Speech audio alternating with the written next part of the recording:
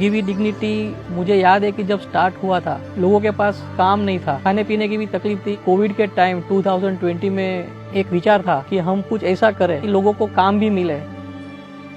From this order, we got an opportunity to give employment to our farmers, and we were able to give employment to 30 women.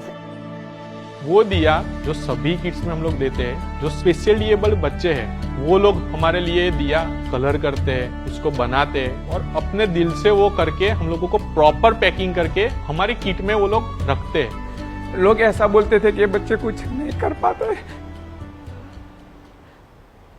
पर हमने ये message दिया है community को कि ये बच्चे भी बहुत सारा कुछ कर सकते हैं जो उनको ऐसी अपॉर्चुनिटी मिलती है। पोटाची सोय करता होती ही लय आनंद आहे आम्हाला। કીટ માટે મને બધું ખૂબ આનંદ મળી ગઈ है साहेब। તે આ બધા છોકરાઓને બનાવીને ખવડાવવું।